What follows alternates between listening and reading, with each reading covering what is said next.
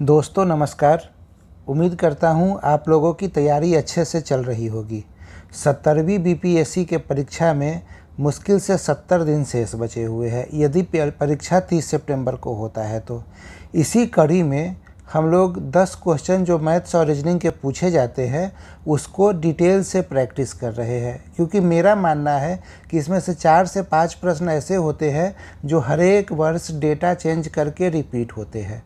तो ऐसे लोग, ऐसे एस्पिरेंट जो मैथ्स और रीजनिंग के साथ बहुत सहज नहीं है, वो यदि इस वीडियो को देखते हैं और इसे बनाने की कोशिश, समझने की कोशिश करते हैं तो उनके 4 से 5 प्रश्न ज़्यादा सही हो जाएंगे परीक्षा में। आइए शुरू करते हैं। आज हम लोग 67वीं बीपीएससी के 10 प्रश्न को देखेंगे। पहला प्रश्न है log 32 to the base root 2 का मान क्या होगा। तो आप लोग एक बात जानते होइएगा कि log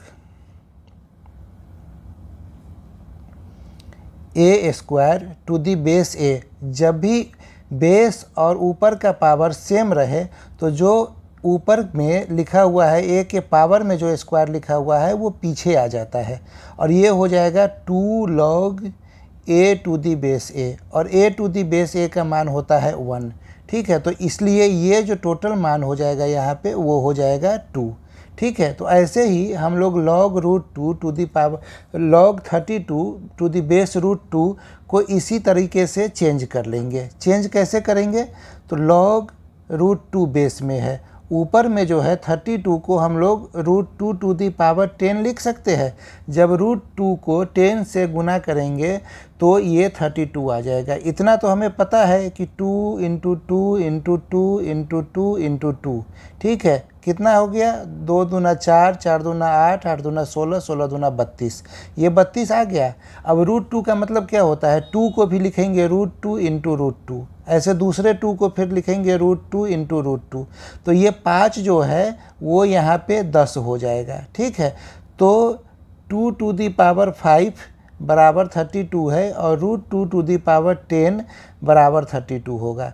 तो ये दोनों सेम हो गया। अब 10 जो पावर में है वो पीछे आ जाएगा, तो ये हो जाएगा 10 log root 2 to the base root 2 is equal to 10। ठीक है, तो हमारा उत्तर सी हो गया। यदि सिर्फ आपको ये पता है कि log a to the base a बराबर 1 तो आप इस सवाल को आराम से बना ले गए। चलिए अगले प्रश्न को देखते हैं। अगला प्रश्न से पहले एक मेंटोरशिप प्रोग्राम चल रहा है 70वीं बीपीएससी के लिए और ये 22 जुलाई से शुरू हो चुका है।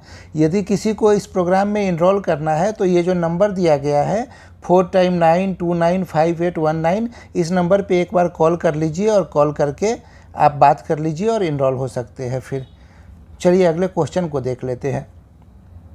अगला क्वेश्चन है 45 नींबू को ₹40 में बेचने पर एक आदमी को हानि होती है 20%। ठीक है, अब आगे नहीं देखते हैं, यहीं पे पहले 45 नींबू का दाम क्या होगा वो निकाल लेते हैं। 40 रुपया में बेचने पे 20% हानि है, तो हम मान लेते हैं कि 45 नींबू का कीमत जो है सो x है। ठीक है, तो x माइनस 20% ऑफ x बराबर 40 रुपया। किसी को कोई दिक्कत नहीं होगा क्योंकि 20% ही हानि हो रही है। अब इसको सॉल्व कीजिए। x minus 20/100x is equal to 40 रुपया।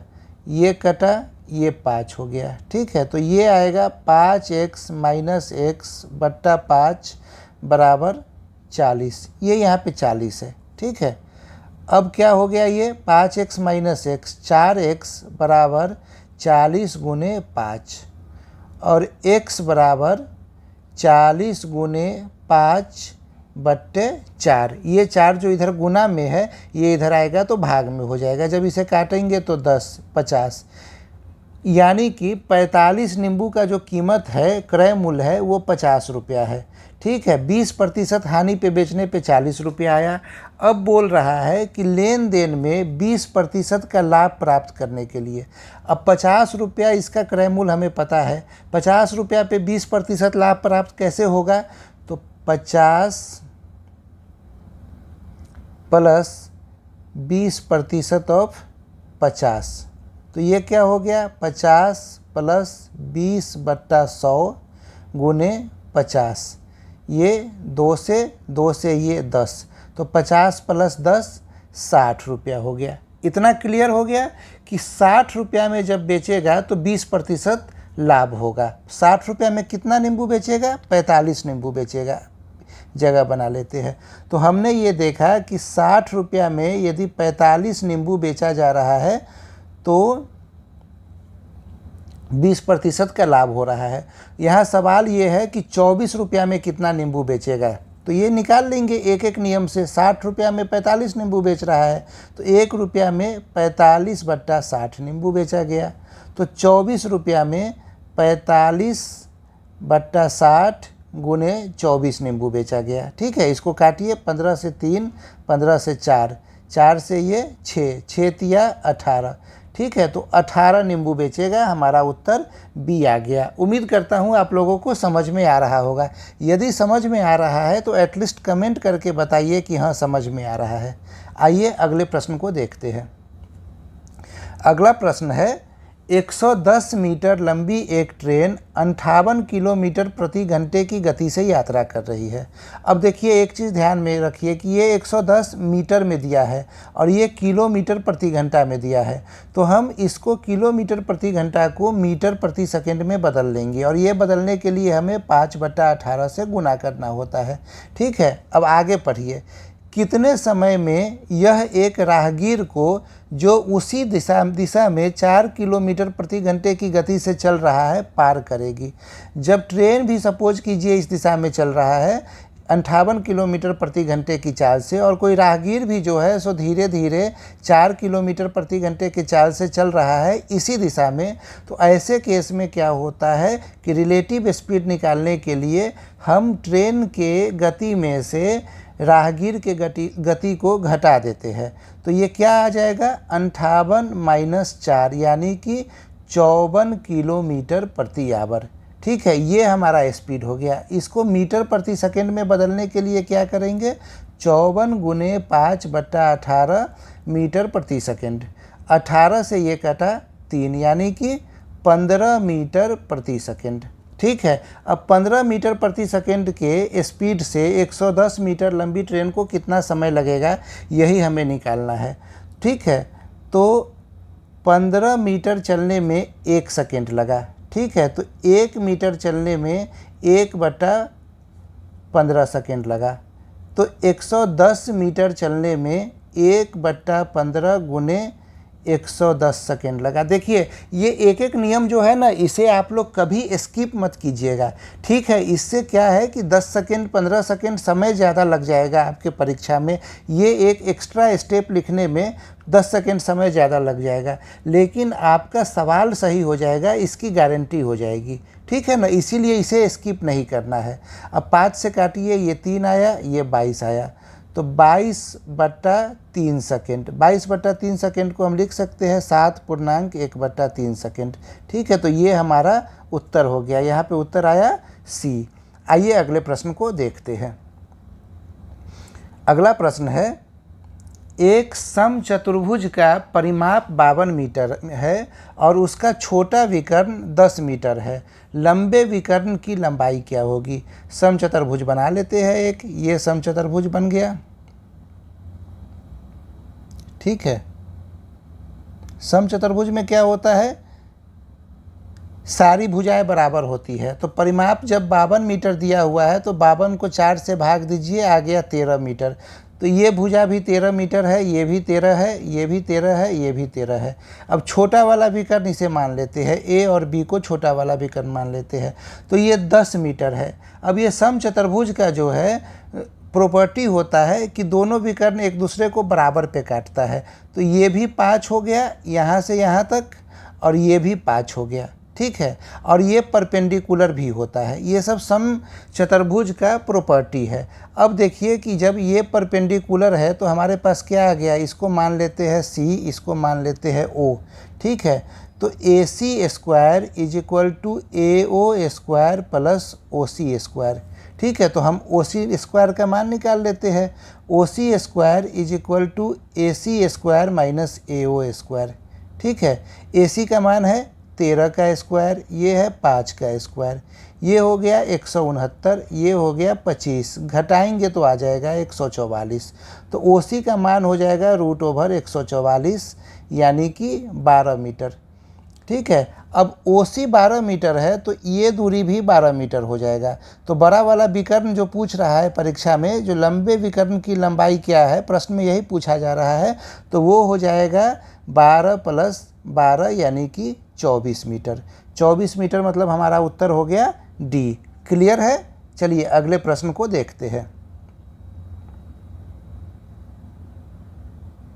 अगला प्रश्न है 100 मीटर की दौड़ में ए 8 किलोमीटर प्रति घंटे की गति से दौड़ता है। यदि ए बी को 4 मीटर की शुरुआत देता है और फिर उसे 15 सेकेंड से हरा देता है तो बी की गति क्या है? अब देखिए, ये तो हमें पता है कि ए की गति हम निकाल लेंगे। कैसे? क्योंकि ए 100 मीटर दौड़ा है, ठीक है, और उसका गति जो है स्पीड दिए हुए है 8 किलोमीटर पर आवर। इसको मीटर पर सेकंड में बदल लेते हैं। कैसे बदलेंगे? 5/18 से गुना करके। ये क्या आ गया? 4, ये आ गया 9, तो 20/9 मीटर प्रति सेकंड। ये ए का स्पीड हो गया। ठीक है, तो 1 सेकंड में ए 20/9 मीटर दौड़ता है, तो 100 मीटर दौड़ने में उसको कितना समय लगेगा? यहाँ निकाल लेते हैं फिर से एक एक नियम से। यदि आ रहा है, शॉर्टकट जान रहे हैं, चीज़ों को जान रहे हैं, दिमाग में कैलकुलेशन कर पा रहे हैं, कोई दिक्कत नहीं है, आराम से कर लीजिए। नहीं कर पा रहे हैं तो यहाँ पे लिखिए 20/9 मीटर दौड़ने में लगा 1 सेकेंड, तो 20 मीटर दौड़ने में लगा 9 सेकेंड, तो 1 मीटर दौड़ने में लगा 9/20 सेकेंड, तो 100 मीटर दौड़ने में लगा 9/20 गुने 100 सेकेंड। ठीक है, इससे ये कट गया 5 यानी कि 45 सेकेंड। अब देखिए, हमें ये पता चल गया कि ए 45 सेकेंड में दौड़ता है और बी को वो 15 सेकेंड से हरा रहा है, यानी बी को दौड़ने में कितना समय लग रहा है? बी को दौड़ने में लग रहा है 60 सेकेंड। इतना क्लियर हो गया। और बी कितना दौड़ रहा है? तो बी दौड़ रहा है 96 मीटर। ठीक है, क्योंकि सवाल में यहाँ दिया गया है कि यदि ए बी को 4 मीटर की शुरुआत देता है, ठीक है, तो 96 मीटर दौड़ने में बी को लग रहा है 60 सेकेंड।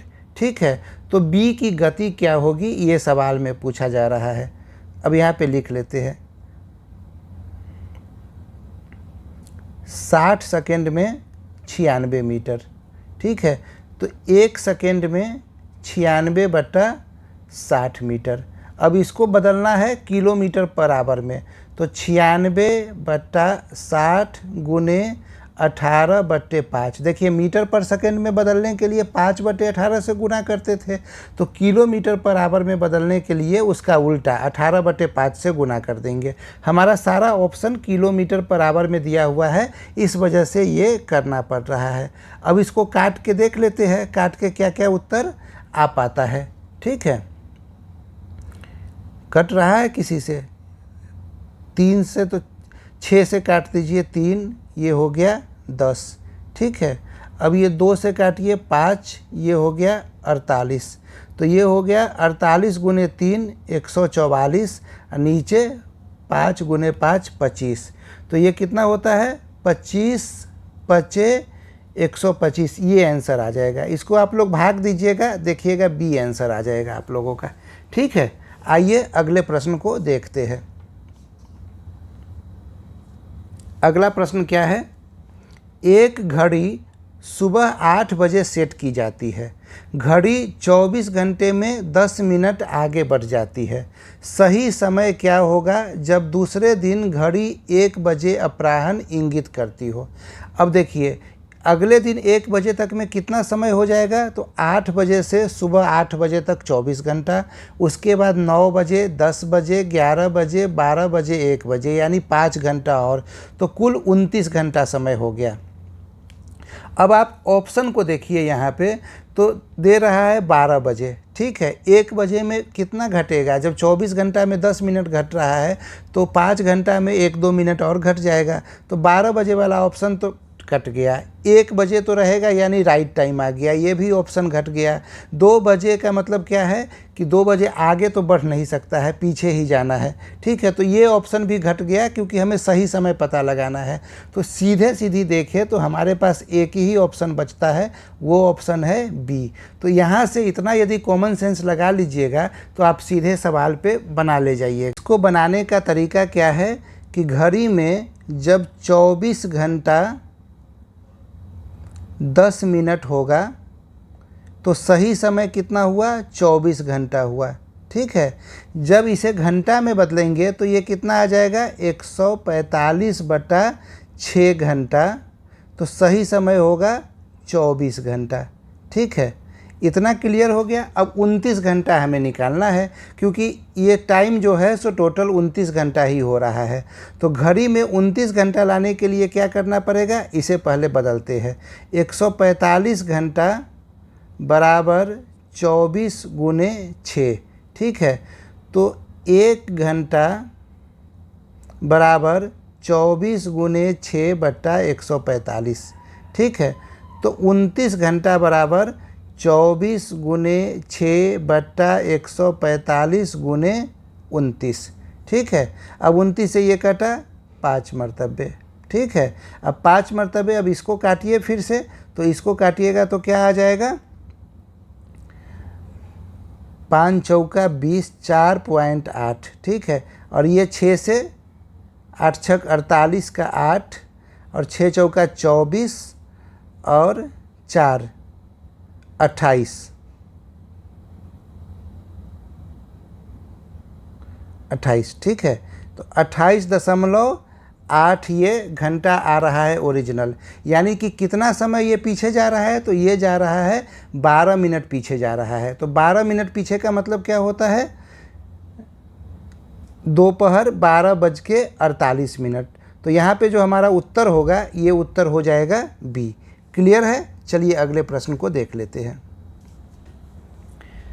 निरंतर भिन्न का मान क्या होगा। अब देखिए, ऐसा कोई भी सवाल हो ना, उसमें यदि आप इस 2 को यहाँ से हटा देते हैं, ठीक है, पहला वाला जो 2 है उसे आप हटा देते हैं। 1 सेकंड,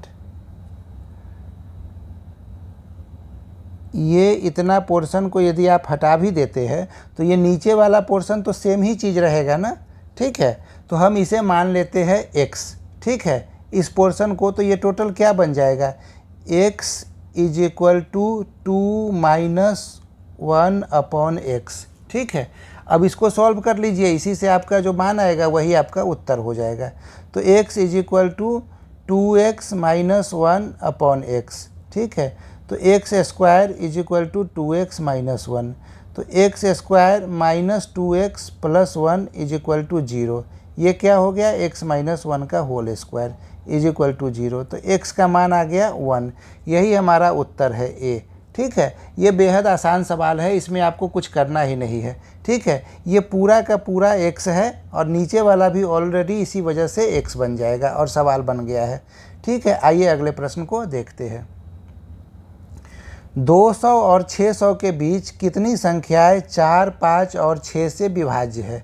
ठीक है, तो इसमें आपको एलसीएम निकालना है। देखिए, एलसीएम से सवाल पूछ लिया गया। 4, 5, 6 का एलसीएम होगा 2 से 2, 5, 3। ठीक है, अब तो कुछ नहीं होना है, तो 5 × 15 × 30 × 60। ठीक है, अब 60 का विभाजक निकाल लीजिए, विभाज्य 200 से 600 के बीच में जितने भी होंगे वो आपके उत्तर हो जाएंगे। यहाँ बीच में पूछ रहा है, ये ध्यान में रखिएगा। जैसे 600 भी 60 से कटेगा, लेकिन हम 600 को नहीं लेंगे, तो हमारे पास क्या क्या आएगा, 200 से बड़ा जो 60 से कट सके तो आएगा 240 पहला। ठीक है, इसके बाद 60 जोड़ते चलिए, अगला आता जाएगा 300, फिर 360, 360 के बाद 420, फिर 480, फिर 540, इसके बाद आ जाएगा 600। 600 हमें लेना है नहीं, तो कितना आ गया, 1 2 3 4 5 6। हमारा उत्तर हो गया सी। क्लियर है? आइए अगले प्रश्न को देखते हैं। अगला प्रश्न क्या है, यदि n कोई घनात्मक पूर्णांक है तो 3 to the power 4n minus 4 to the power 3n हमेशा डैश से विभाज्य होगा। देखिए ऐसा कोई भी प्रश्न आए ना, कोई भी प्रश्न आए, आप सबसे पहले n का वैल्यू परीक्षा हॉल में बैठकर 1 डालिएगा, ठीक है। यदि 1 पे उत्तर न मिले तब फिर 2 डालिएगा। एकदम गारंटी के साथ, दावे के साथ कह रहा हूँ कि 2 जाते जाते उत्तर मिल ही जाएगा। और ज़्यादातर केस में 90% केस में पहला वैल्यू जो n का लीजिएगा 1, उसी से उत्तर मिल जाएगा। तो हम n का वैल्यू 1 ले लेते हैं, तो ये हो गया 3 to the power 4 minus 4 to the power 3। 3 to the power 4 कितना होता है 81, और 4 टू दी पावर 3 कितना होता है 64। घटा दीजिए 17 आया, यही 17 दोस्त आपका उत्तर है बी, ठीक है। तो ये हमेशा ध्यान में रखिएगा, ऐसे सवाल को छोड़ना नहीं होता है। बहुत सारे लोग देखते हैं कि अरे ये तो n आ गया, इधर भी n आ गया, घनात्मक पूर्णांक की बात हो रही है, ये सवाल तो हमसे बन ही नहीं पाएगा। पर ऐसा कुछ नहीं है, ये सवाल सबसे आसान सवाल है जो आप आराम से बना सकते हैं। आइए अगले प्रश्न को देखते हैं। दो संख्याओं के वर्गों के बीच का अंतर इतना है और संख्याओं का योग इतना है, तो वो दोनों संख्याएं क्या क्या होगी। अब देखिए इस सवाल को बनाने के लिए क्या करना है, पहला संख्या x मान लीजिए, दूसरा y मान लीजिए। तो ये आ गया x square minus Y square बराबर 256000, ठीक है। इसे हम लिख सकते हैं x minus Y into X plus Y is equal to 256000, ठीक है। अब देखिए, और दो संख्याओं का योग 1000 है, तो यहाँ लिख लीजिए x प्लस वाई बराबर 1000। अब ये 1000 वैल्यू हम यहाँ पे पुट कर देंगे, तो x माइनस वाई बराबर क्या हो जाएगा 256। ये 1000 का 3 जीरो जो है ना, इस 3 जीरो को काट देगा 256, और x प्लस वाई बराबर 1000। दोनों को जोड़ दीजिए, जोड़ेंगे y से y कट गया, 2x बराबर कितना आ गया 1256। तो x इज इक्वल टू 1256/2। अब ये क्या आ जाएगा 628, 628। x का मान 628 सिर्फ c में आ रहा है, ठीक है। तो उत्तर तो यही आपको निकल गया। फिर भी यदि संतुष्टि नहीं मिल रहा है तो आप जो है सो y का मान भी निकाल कर देख लीजिए। y का मान निकाल के देखिए, दूसरे वाले में वैल्यू डालिए, आ जाएगा y is equal to 1000 minus 628। तो ये कितना आ गया 372। तो 372 भी आ गया, हमारा उत्तर हो गया सी। देखिए कितना आसानी से 10 सवाल बन गया, किसी सवाल को बनाने में किसी प्रकार की समस्या नहीं आई, आराम से बना लिया गया। उम्मीद करता हूं कि ये इनिशिएटिव आप लोगों को पसंद आ रहा होगा। यदि वीडियो आप समझ पा रहे हैं, गणित इससे आप सरल हो रहा है आपका, तो वीडियो अपने दोस्तों के साथ शेयर करें और वीडियो को लाइक करें। और यदि नहीं समझ पा रहे हैं, बकवास टाइप लग रहा है वीडियो, तो वो भी कमेंट करके बताएं। धन्यवाद।